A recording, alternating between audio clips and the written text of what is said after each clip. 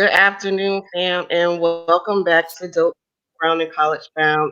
And we are on our second episode, and we are so excited because some of our guest panelists from last week have joined, well, 2 weeks ago, have joined us again tonight. And we also have two new guests that we're excited to bring on as well. So we're going to get started. Before we get started, of course, we're going to introduce ourselves. I am Andrea Williams, the creator of Dope Brown and College Bound. And then we'll go through the team and they'll introduce themselves and then our guest panelists tonight. So if you will start with Deontay.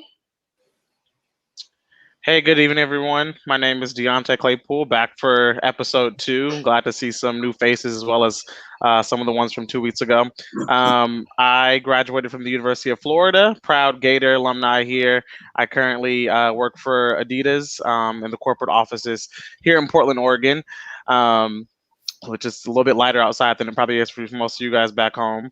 In the meantime, I'm also in grad school and I coach track and field. So that's really, sports is a big passion of mine. So really looking forward to giving back to any way that I can. So thanks for having me on this panel again tonight. I am Ashley Foxworth, a current Hillsborough County educator, educational advocate, and professional troublemaker. I've been in the district since 2009, and I'm just here for our Black and brown babies and their success. Oh, I'm a proud graduate of Bethune-Cookman University and St. Leo University as well. Hell Wildcats.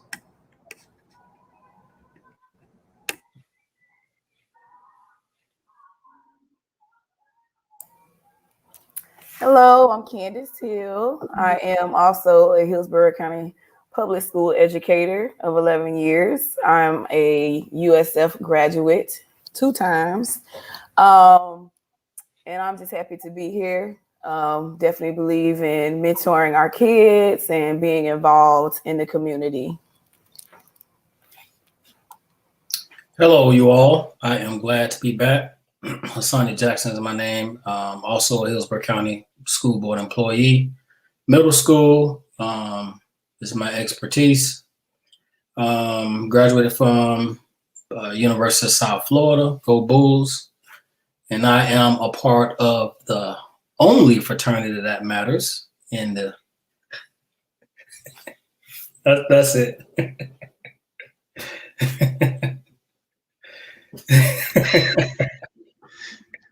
Greetings, everyone. Can you hear me? You can hear me, right?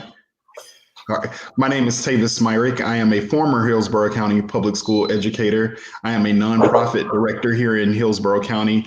I oversee 2 nonprofits, the Gentlemen's Quest of Tampa, which is a mentoring program for Black and brown youth. And additionally, I oversee a Bridge of Hope Teen Transition Center, which is a day treatment program for youth that are in foster care. I'm also a professor at the University of Tampa in the education department. Thank you.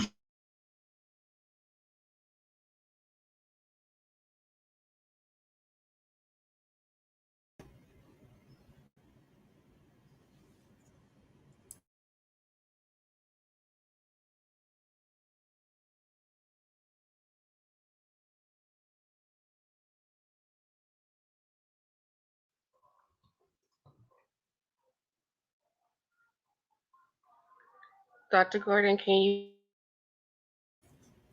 Oh, good evening. Can everybody hear me?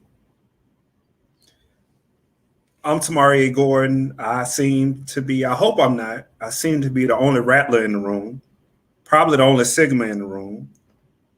I'm a proud teacher in Pinellas County. I've been working in alternative education for over a decade, and I'm happy to be invited to this panel, and maybe I can share some information and grab some information as I go.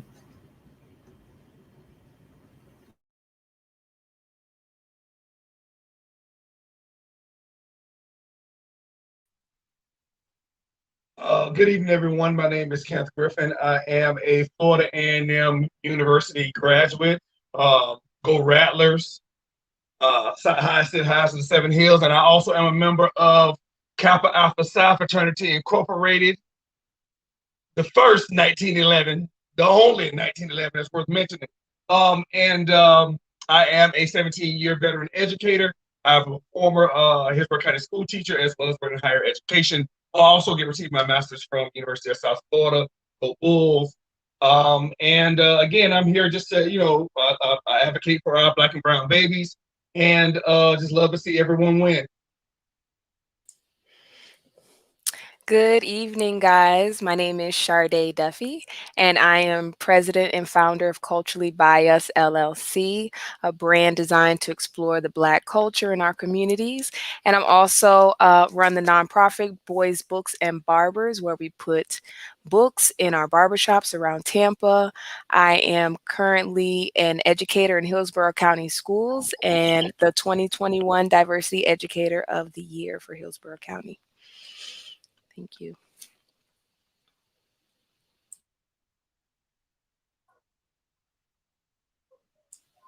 USF Thank you grad to Bulls.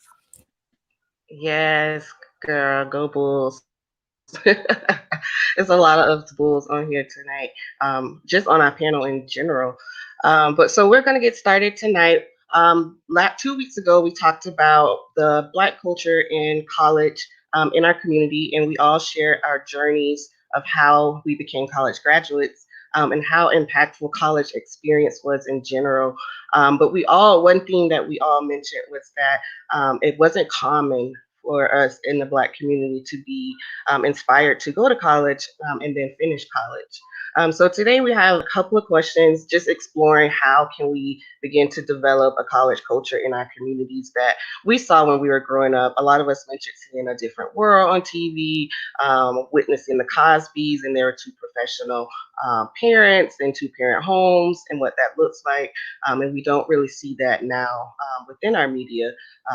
Just in general, and then coming from the BET Awards last night and how the media portrays us in a different light, how that transcends into our communities as well.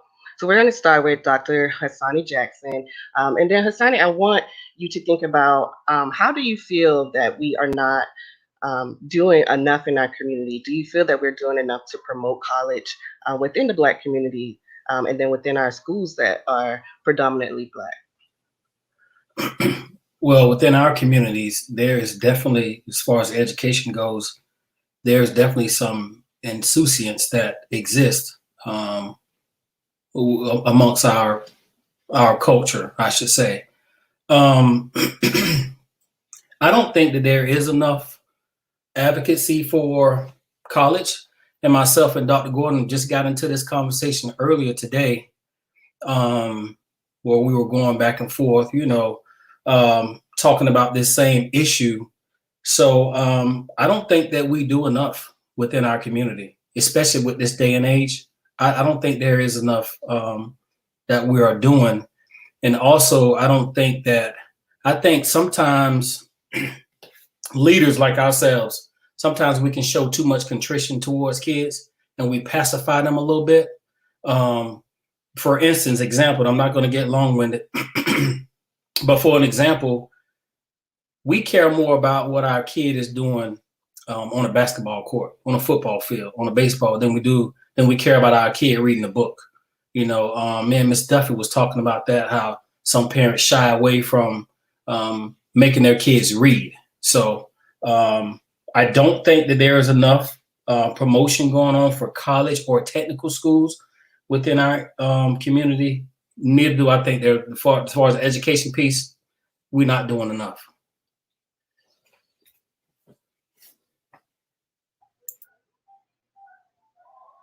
I agree. Anybody else want to add on to what Dr. Jackson mentioned about not doing enough in our communities? And we're going to talk about a little later about that aspect of college athletics and how that looks compared to the world of academia. But we're going to touch on a little bit, talking to our educators, and many of us are educators or former educators on the panel tonight, but specifically talking to Ms. Foxworth and Ms. Hill, who are two different spectrums in terms of education, one being a primary educator and then the other being a high schooler. So from an educator's perspective, and it doesn't matter which one of you take the question first, what are you seeing as the disconnect within our schools and really promoting and engaging our students in creating a college culture, both on the elementary level and then on the high school level? I can go first. As an elementary educator, I just see a lack of engagement from our culture. We send kids off in kindergarten, wishing them well, do this big old graduation, and then after kindergarten, it's like you're on your own. I also think that it has to do with the lack of enough of us who are invested into our Black and brown students to actually give them that foundation and show them that college could be an end goal if they so choose that route. I think about the county that we teach in, and that's one of our mottos: preparing students for life, preparing them for college, and all of those things. But when we look at the resources and the actual opportunities that our schools are given, I'm talking about our lower SES schools, what we say and what is given to our Black and brown babies doesn't add up. So I think it's a huge disconnect, because we say one thing in the boardroom, we say one thing to our parents and to our families, but then the monies and the resources don't align.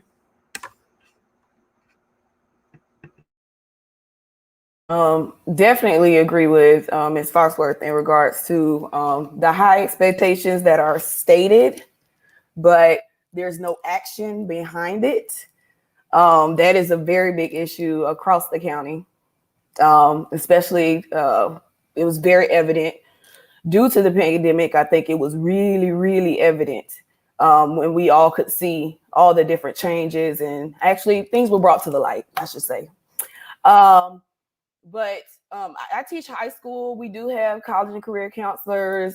We have guidance counselors. Ms. Williams is one of them. But I would say that they need more than just going to go visit a counselor. I think that I know they say there's this saying like, don't hold their hand. They have to be independent at some point. I'm sorry. Some of these kids really legit need you to walk them in there, talk to these counselors with them, ask the necessary questions, sign them up for school, do whatever you can to provide that support. Because not everybody is a self-starter.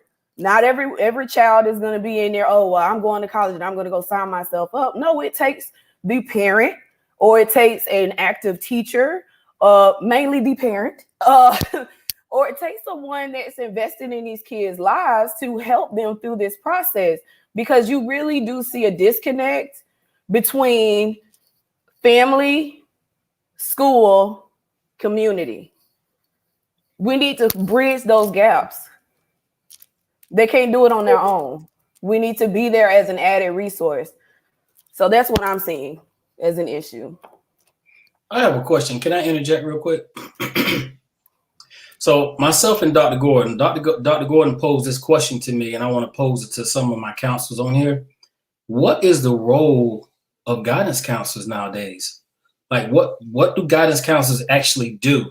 And I talked to Mr. Griffin about this when we spoke a couple of weeks ago.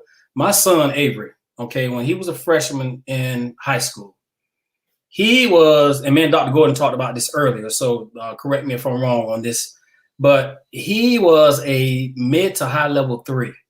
His counselor wanted him to go into a regular English class, while his Anglo counterparts were mid to low level 2s, and they were in honor classes. So I raised sand about it.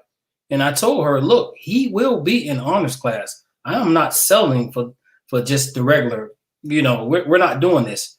And we will be taking AP courses the following year.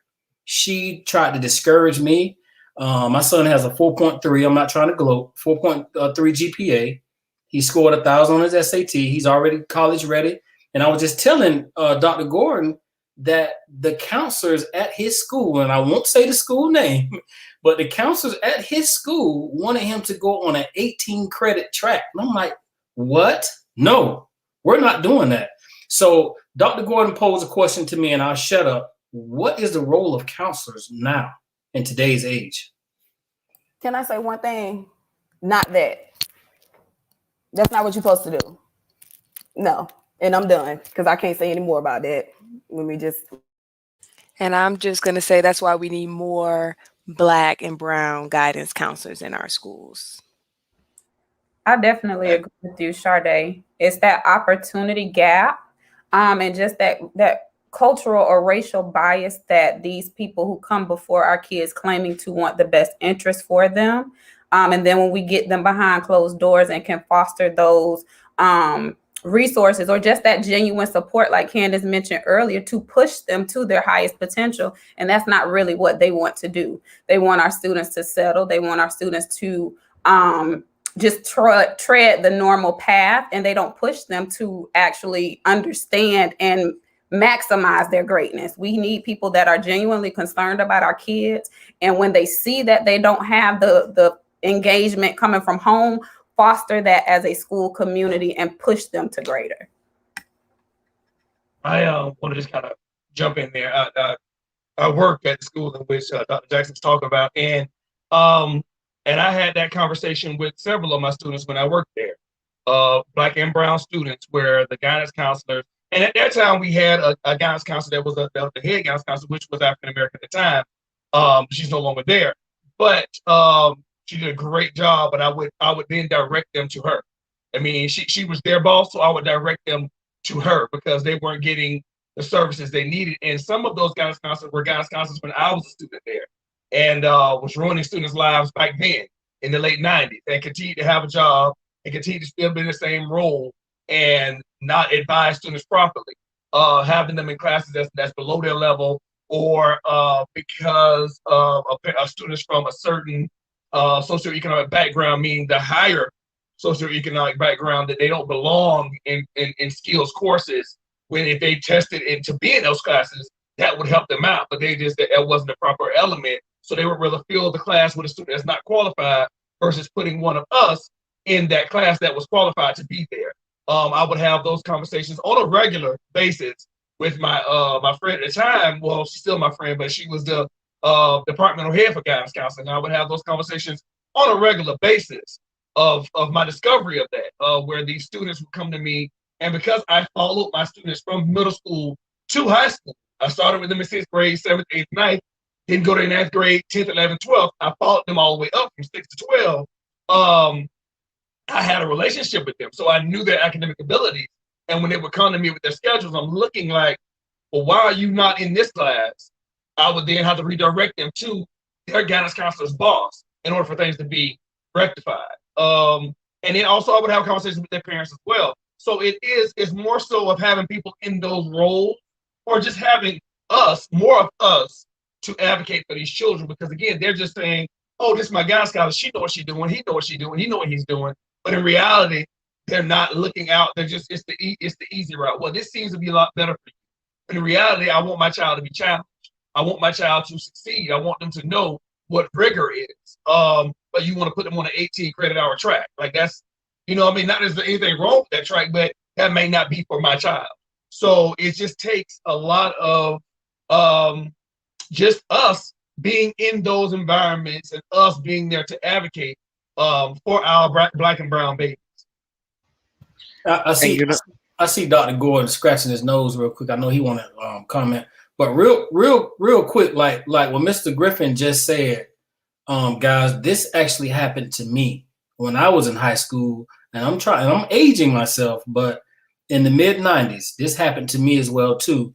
And if it wasn't for parents like my mom, Kenny's mom, for being proactive in our education, we would have been led astray as well too.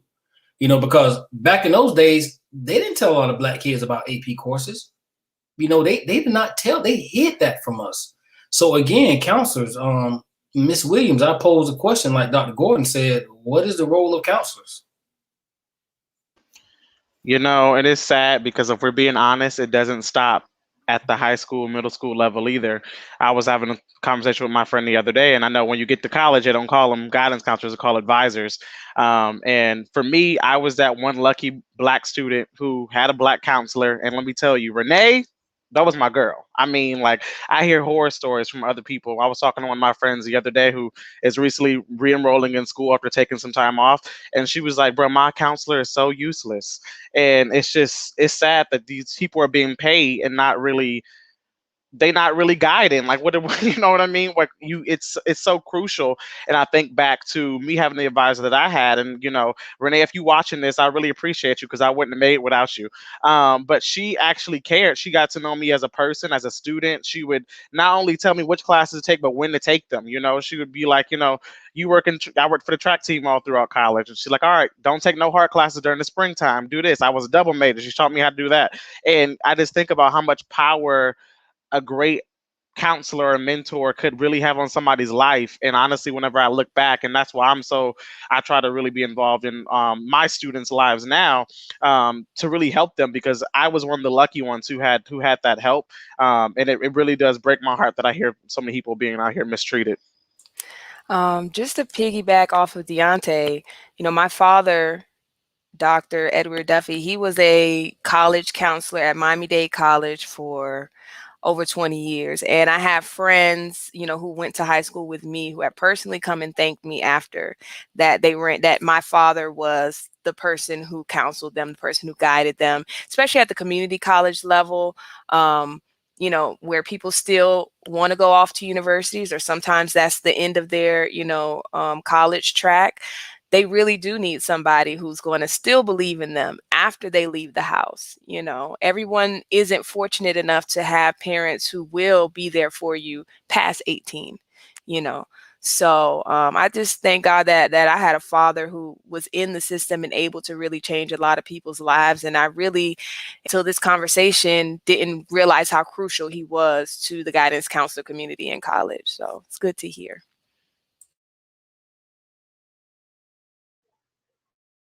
Oh my gosh, I'm so proud that this conversation went to school counselors because Dope Brown and College Bound would not be in existence is had it not been for my struggle with a school counselor in high school and then becoming a school counselor for the last 12 years before transitioning to another role. And I will say the role of a school counselor is to develop students academically, personal, socially, and career wise. There are a lot of different reasons why counselors. One, there aren't enough school counselors of color. I was fortunate to have a school counselor of color at my high school. She wasn't my counselor, but she looked out for me, and she looked out for me as a school counselor as well. So, Dr. Griffin, if you are watching this, you have been very influential. And had it not been for you, none of this would have even been created. So I do think that school counselors play a very pivotal role. Even on our own panel, two of my former students, Deontay and Ashley, sit on our panel. And it's just so powerful to me to watch them grow as now young adults, having been involved with them since freshman year of high school. So that's amazing. So I do feel that it could be more of us. The reason this platform is created so that parents can tune in, students can tune in, whether they're in high school or college, and get the information and the resources that they need. Because if we don't create a space for them to go, then they don't have any place to go. And not every campus has like a Dr. Griffin or a school counselor, or every college doesn't have the advisor that Mr. Claypool mentioned. So this space is a good space to be to create that dialogue for parents that is not talked about. So I never heard anybody mention having an issue with school counselors and not being effective, because I do know that there's an issue, and a lot of our schools are not staff. The national average for school counselors, and this is alarming, is 250 students to one. And even in our district alone, in our state, it's about double that. So we are looking at now almost 600 to one in some of our schools. So you know that a lot of students go under the radar, and especially a lot of our Black and Brown students. So we're going to move on, and we would definitely talk about school counselors a whole different other day. That is a whole pocket of soapbox that I am so ready to get into with you guys as parents and as other educators on another show. So I want to hear from Dr. Gordon, and we talked a lot about there being a gap in our community and not doing enough. And I just want to get your take on academia. You obviously have gone to get a doctorate and have worked in the schools. So, what do you see as a disconnect with academia or what they're seeing on the college level? Research wise, we know that our Black and Brown students are failing, but how does that transition to you in your journey as a practitioner, having been in the world of academia with the research and then down on the ground with the students? Well, I probably have a different level of perspective on this for several different reasons. I come from Columbia County, so I'm from Lake City, Florida, where there's 3 high schools and one of them is a private school. We don't have opportunities. We had a partnership with a community college, but it was 15 miles away. So if you didn't have access to transportation, you couldn't do dual enrollment in the 90s or the early 2000s. If you didn't have, in order for you to take advanced placement courses, you had to have approval from the teacher to be accepted into these environments. So for me, when I graduated, I was one of the only Black kids who was taking advanced level courses and was still not afforded the opportunity to take AP courses before I graduated. Moving forward 20 years later, well, and in addition to that, we had 2 guidance counselors for 2,500 kids. Moving forward now, coming to Pinellas County, it's completely different, but it's the same problem. We, as in Mrs. Foxworth, Ms. Hill spoke on earlier, there's not a vertical alignment and a foundational alignment to set these kids up via academia about what the expectation is moving forward. We're not, and there's a lack of connection.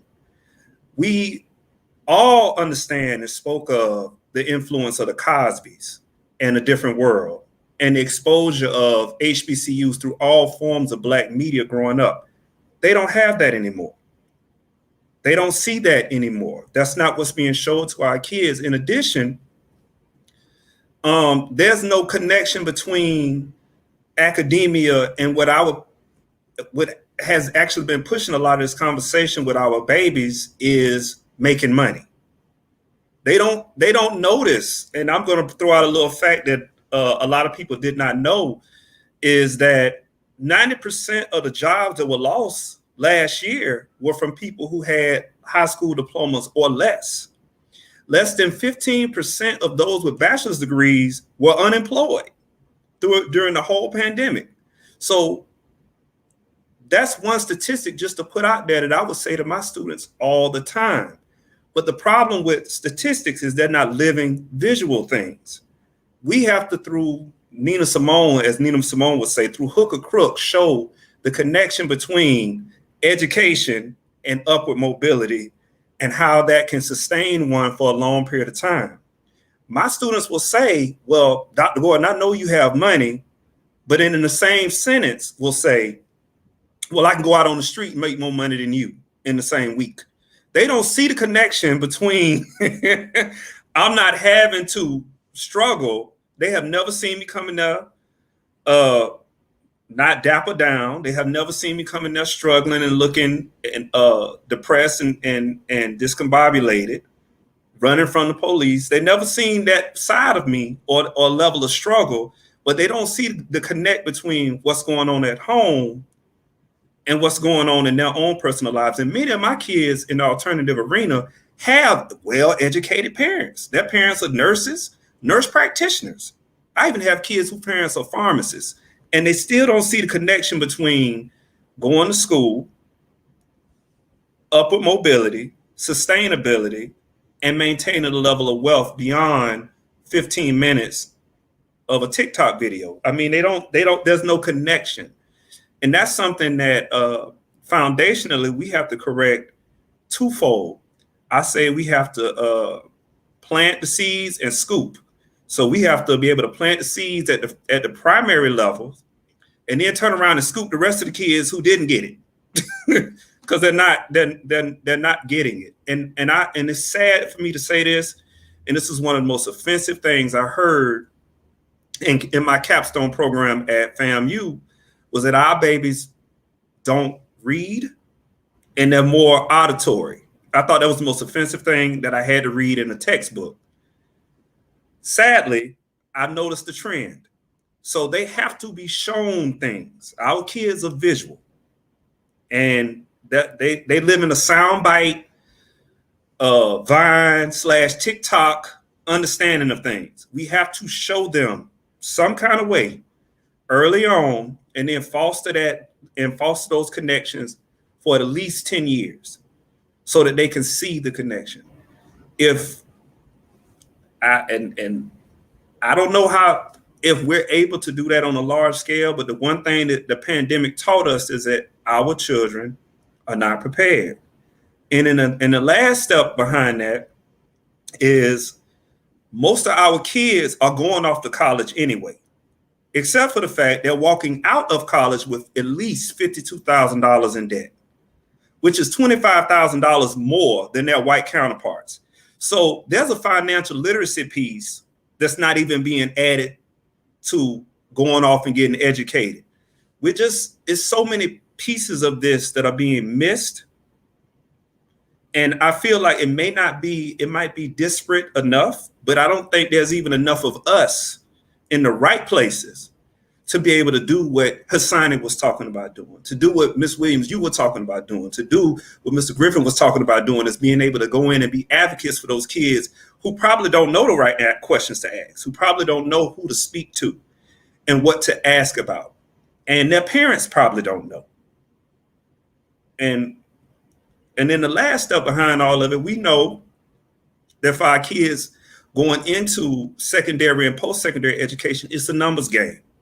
The whole point that I was saying to Hassani about his son is probably they're trying to get these kids out the door.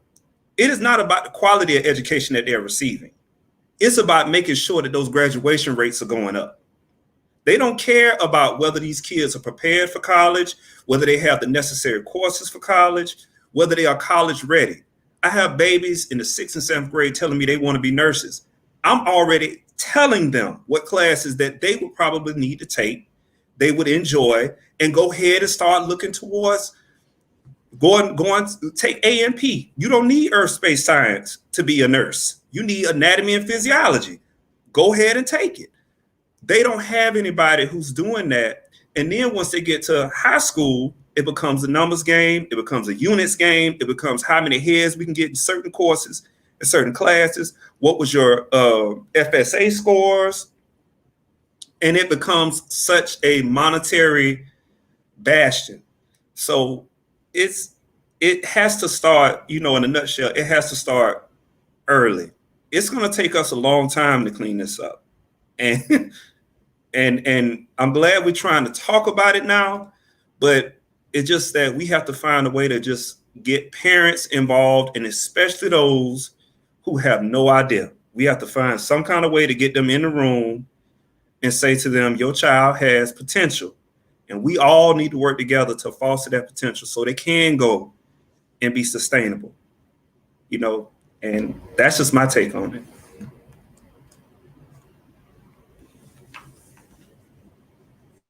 That's wonderful. I agree with everything that you said, and that's the reason why we're having this conversation, because they need the information, and we're exactly the people to give it to them. But yes, you mentioned getting out into the community and reaching the people, so that leads me to my next question with Ms. Duffy, who works directly within the community. She has an initiative, Boys, Books, and Barbers, where she's going into barbershops and reaching our Black and brown boys directly. Everybody gets their hair cut, right? Who's not sending their son to get hair cut? And so I want to ask Ms. Duffy, what have been some of the obstacles you faced in bringing those type of initiatives to the Black community? I'm really glad you asked that, because I think a lot of people see Boys, Books, and Barbers or any other community initiatives and they look cool, they look engaging. We as adults are like, wow, that's great. but there is a lot of obstacles when you really are in the community trying to get kids to read. Um, the biggest obstacle I think that I've seen is parental support. Just like Dr. Gordon said, we have to start early. And, that is, I work at the elementary level along with Ashley, and we are, doing what we can to start early with our kids. But it starts at home a lot too. So I've been fortunate enough to be raised by two college educated parents. My father, like I said, was a college professor all my life. He was also a college counselor. So I was set for college. You know what I'm saying? There was a college culture in my home when I was raised. They were always talking about where they went to school and how they graduated and how hard they had to work to get where they are now. So I understood what was ahead of me. Well, I thought I understood everything that was ahead of me, but I had some idea what was ahead of me and where I was trying to go. And I just had parents, like I said, who were involved, who would come up to the school, who are going to tell the counselor, no, this is not what my child is doing. My dad was able to get me an AP classes right at the college that he worked at, just because, but I didn't realize until graduation how many people were left behind. I was like, I was so involved in how I was able to make it up and out that I didn't realize a lot of my friends were not. And it went all the way back to that parental support. If you go into a barber shop with your son and he sees the bookshelf over there and thinks about going to it, maybe he's not excited to run over to it, but you tell him before he gets there, you don't need picking up no books. Won't read. The barber says, hey, we have a bookshelf over here. And you tell the barber, my kid don't read. He don't like to read. If you say that in front of your kid, they're going to just hide behind that. And that is going to be it. I know so many kids who parents or even teachers have said they don't read, they can't read, they don't like to read. You'll never get them to pick up a book. And I have. So I don't believe that nobody likes to read. Black kids don't like to read. Brown kids don't like to read. I know more than a little bit of black and brown kids who love to read and enjoy literacy. But we have to have parents who are really there to say, it's okay to read. It's not a punishment. Please don't punish your kids with reading. Then they're never going to want to read, especially in the barbershop, which is that time you're sitting there for a couple hours. There's nothing else to do. Pick up a book. And these books that I put in there are specifically for black and brown boys. So they'll know who they are, so they can feel good about themselves, so they can build character and confidence. So I'm hoping that, there are some parents out there listening to this. If you see any type of educational initiatives out in our community that people like me have spent their time to just put out there because we care about these kids, do not deter your kids just because you don't want to do it or because you didn't like to do it or because nobody encouraged you that way when you were a kid. So I just want parents to really think about that. I'm hoping that at the elementary level, even we can start having classes for parents to get them to learn more about college and career readiness. And a lot of times that's connecting with the social workers and guidance counselors at the school to create those events for parents to have more resources. And I think one of the other biggest things that are obstacles for parents when they think about education is finances. So I just wanted to plug Andrea Funded that she's coming out with. We have people who are putting these things out in the community that are trying to reach our communities and saying, I can help you go to college. I can help you go for free. I can do this and that for you. So we just need parents to say, I see that and I'm going to take my kid over there to experience that, even if you didn't have that same experience. So that's my gist. Absolutely. And I agree with everything that you said, Ms. Duffy, and the resistance with parents. Even as a school counselor, I've seen parents resist or just not advocate enough and just accept whatever is told to them. Like your child, sign an IEP, which we know labels the child as special education. Now, granted, there are students that do have a learning disability and do require services, but I've seen a lot of parents abuse that and initiate service and initiate a label for financial reason, for financial gain. and it doesn't do anything but limit the child in the long run because you're labeling that child from elementary all the way, even through college, that you have a learning disability when you may not have one. So, but moving on, we talked a lot about how education, or college in general, is not looked at in our community as being something that's um, is dope. So the reason this platform is created to show that students, Black and Brown students, that going to college is cool, it's dope, it's a dope experience. You should definitely do it. I know Mr. Griffin. Look, Kenny, I'm calling you Dr. Griffin already. Mr. Griffin talked about in our last show about the how like college was just an experience of life and becoming an adult, and how that transcends is putting you in different spaces within the corporate world. But we know that a lot of our parents buy into the athletics portion of college, and their student going to college to run track or play football, play basketball, and that's glamorous. So I'm asking this question to Mr. Claypool, who was a college athlete or worked with college athletes and then now works with athletes as well. How do we get parents to buy into academia as glamorized and as dope as it looks for them to play an NCAA sport? Yeah, this is a really important one and it's a big one. And I just want to first off say athletics are important and it's not something you should deter away from. And in fact, I'm going to do a whole nother segment in the future on how to prepare as a college athlete. But for now, even before you get there, you have to do it. You have to do it right academically first. It's a must. I'm a high school and youth track coach now. My kids know I check their grades. So you think you play with me, you ain't running this week. But on the college level, there's so many different things that can go on to get everybody more excited about academics. The first one being is clubs. You know, like there are so many big going to an institution as large as the University of Florida. There was a club for everything. I mean, like you could think about it, there was a club for it. And so one of the ones I was in as a marketing major was the American Marketing Association. And let me tell you, some of my best friends to this day were in that club, and we had a blast. It was great working on marketing plans, things we were practicing to do for our careers, and at the same time we were learning. A lot of our professors were the advisors, and they would kind of guide us along the way. We would take trips. I'll never forget that. I think it was 2017 trip to NOLA.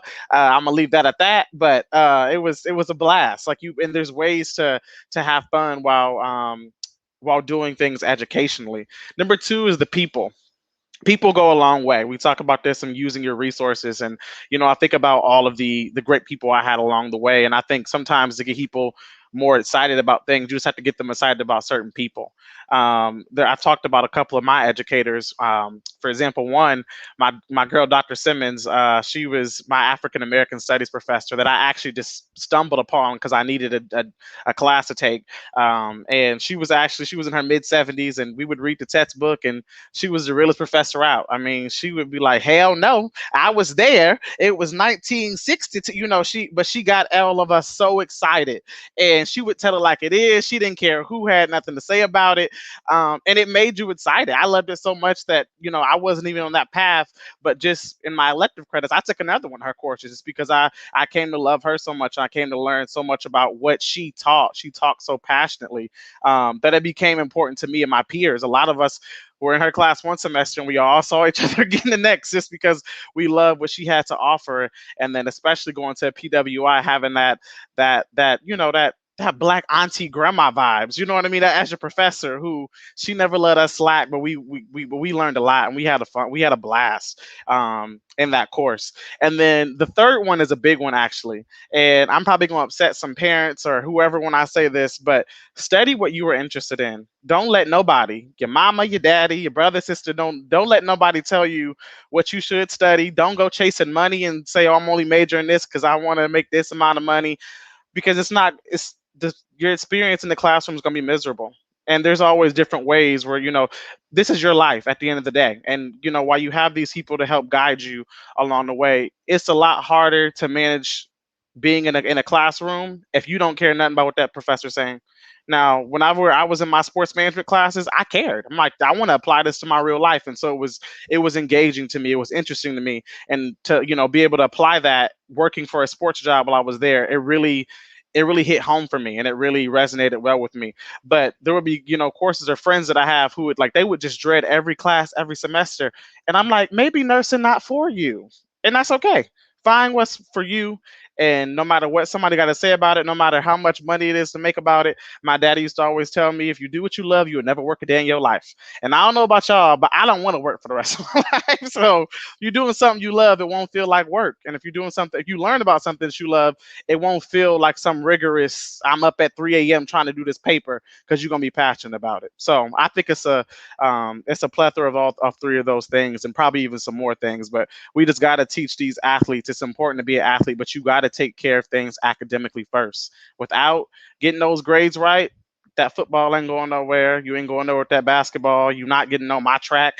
None of that. So you got to take care of business before you can go out there and try to make it athletically.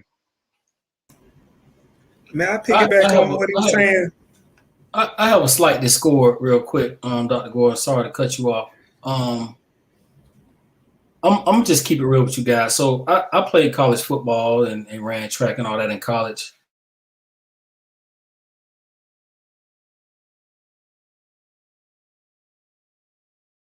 My experience in school, they have tutors for you. I don't know if any of you remember the scenario that took place about 10 years ago in Tallahassee when actually it was 4 football players. One is from where myself and Mr. Griffin live. So they got into some issues with the tutoring, doing the work for the kid.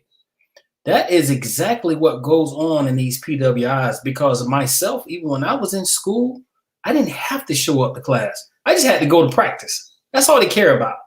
So my thing is that with those chords, with those delights in place, how dare us, or what can we tell our babies, especially our students?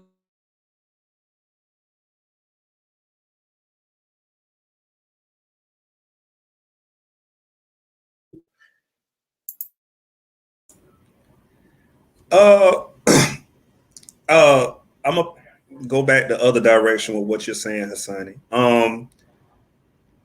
We also need to figure out a way to highlight and marry the fact that people who have the longest careers and who do the best in the long run are the people who actually finish school and have reinvest back into their education.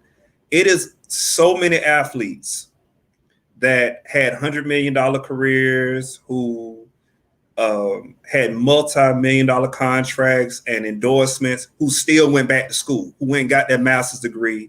Athletes, rappers, entertainers, it's so many who went back to school. I don't know if they were bored or if they just felt like they didn't get the entire experience. But like my favorite is Shaquille O'Neal. He didn't go to school for education. He walking around with a EDD or a PhD in education. He probably could have paid for it, but I know he went back for no reason whatsoever. Look at what LeBron James did. He didn't go to college, but now he's sending kids to college. Jalen Rose, he went to college, played for University of Michigan, invested into a school. Now he's sending kids to school. We have to find some kind of way to marry student athletics back to the whole academic piece, because those people and same thing with entertainment, they all go back. And the people who have the longest careers, the people who are with the most awards, the people who have the most accolades, seem to have had a strong discipline and love for the academic environment. I have no idea as to how those things necessarily go together all the time, but you can name almost every single highlight. I mean, every single elite player of any sport, even the Williams sisters, know 3 or 4 languages, got 2 or 3 degrees for no reason whatsoever. But they decided that they wanted to continue their education, even though they were they had over $100 million before they were 21 years old, and they still went back to school. So we have to find a way to be able to promote the connection between that these are what these people are doing. Even if we can't do anything but show them walking across the stage. So I kind of want to piggyback off what both of you all said. So when I coached track and cross country. I would always tell my students that you are a student athlete. The word student comes before athletics. So and that's the be all, the end all. Like there's no exception to that rule. You are a student athlete. And when we working in higher education as a student success coach, that's the conversation. Like you were just saying, Dr. Gordon. Well, I give them an opportunity. Listen. So you do play sports. Great. That's amazing. But I need you to know the statistics of what may go on within that arena. So you're here. They're paying you for free to get a degree. They're paying you to play sports, but they're giving you a free education. Utilize that. I had a student who went off to college, and he was a bit of a behavior problem in high school. And but I told him, I said, listen, and he was one of the only African American starting quarterbacks of the school where I worked as a sophomore in high school. And I told him, I said, listen, I understand the attitude and everything. I understand where you're coming from. I was like, but these people are gonna pay you to go to school, pay you to play something that you love, and they're letting you go to school for free. Get the degree. No matter if you go on the draft, no matter what happens, get the education, because it's better to have it and not need it than to need it and don't have it. So those are the conversations I had with my student athletes. Those are the conversations I still currently have with people in my community and boys and girls. That's all about sports. And I like basketball. I like volleyball. I like baseball. I like all of it. That's great. But at the end of the day, you are a student athlete. So the student part always comes first. So if we start having that conversation where we don't just highlight, because I remember when I went to college at FAMU my freshman year, and it was a little different because Hassan is a few years older than I am, but we didn't have, I don't know how it is now, but I remember when I was going to Plant City High School, we didn't have dumb jocks. Like our jocks were honor students. Our jocks were achievers. Like our black jocks were achievers. They were leaders in the school. They weren't, not that bright. No, they were achievers. My cousin Leroy Green, Daniel Robinson, Wayne Ward. These are all people that, Chad Scott. Like these are all people that were academically inclined and also excelled on the field. So when I got to college and I'm talking to these guys from down south, and they're talking like school was on the back burner, that didn't connect to me because I didn't grow up in that environment. Those athletes that were successful when I was in school were smart. They were academically inclined. That's the reason why they achieved on the field, is because they achieved in the classroom. So I always had that. I didn't have the dumb jock mentality. I always kind of thought like, you got to kind of be smart to be a leader. You know what I mean? So those are the conversations I've always had with students that I coach or students that I mentor. That you have to be kind of smart. Like we're gonna read. You know what I mean? I was a reading teacher, so we're gonna pick up books and we're gonna read fluently. And if you're not reading fluently, I'm gonna help you read fluently because I got the skill set to make you read fluently. Like I'm gonna pick up a text of interest to you. It don't have to be the reading Shakespeare. No, I'm gonna pick up text that's interesting to you, so that you're gonna be motivated to read. So that the more I motivate you to read, the more you're gonna want to, and it's gonna be cool to read. Like you're gonna be like, all right, I understand this, Mr. Griffin. Cool. Let's go on to the next. So we have to start having a bigger conversation of ingraining, interweaving, that academics come before athletics. Academics is what's going to, even if you have a great idea and you come up with a technological, you're a genius, but still, you still have that backup plan where the education is there. You still got to have that safe hold that, okay, even if I don't do what I want to do, if I don't want to be a great fashion, if I want to be a great fashion designer and that falls through, guess what? I still got this. I can go do this. I got a degree, so I ain't worrying about it. If I want to play football and you go out there and you get drafted and first practice, you blow your knee out. What? They're not going to pay you just because you got on the team. They're going to pay you off because you blew your knee out, but that's your money in. What do you have to back that up? You know what I mean? So you got to just have those conversations where academics is important. and make it make it interesting. Again, like I said, when Miss, I'm sorry, I can't even say Miss Duffy, when you were talking about reading, when we make people read, we want to enforce them to read things of interest, because when they're interested in what they're reading. I had this one boy I was teaching reading. I'm going to get off my soapbox. When I was teaching at Penn City High, there's one boy, he loves sports, but the books we read, he just didn't have any interest in them. So he would come in and read sports. I would bring in sports magazines, and he would read them, and I would give him, say it's an assignment for him. Like, listen, hey buddy, so tell me what did you just read? Break this down this way. Like the same lesson I'm giving the class as a whole, I'm giving him individually because this is your interest. And the magazine that I would select was on the same level as the books that we were reading in class, but at the same time, he thought he was just reading something about the sports player. So that's just taking that extra mile, taking that extra step, that extra excellence with care that will, help, push our students, our Black and brown babies forward. But also it's giving them those life skills and giving them that work ethic that's going to get them throughout life. Like you were saying, Mr. Claypool, it was like, if you're doing something you're passionate about, you're not working. So I have students now that I would see out in the world, and they're like, oh, Mr. Griffin, we never learned that in your class. And then we'll sit back and have a conversation about what we talked about in my class, and they can tell me everything word for word. They spit it out. I said, but you didn't learn anything, right? Education don't have to be boring. Education can be fun. Education can be entertaining. But see, because you sit there and have a class and have a conversation with me, I put that conversation in my lesson plan. You thought you was getting me off topic. No. I led you to that topic. And I led you there because I wanted to have that discourse. But you thought I got Mr. Griffin to talk today. No. I got you to talk to me. I got you to do that. That was a part of my lesson. But it's we have that kind of thing. But I'm gonna stop talking because I talk a lot. But just saying, those are things that we can kind of put out in the world and put out in our community to put education first. Again, because it's a student athlete, and that just kind of rounds it up. I'm so sorry. Y'all go ahead.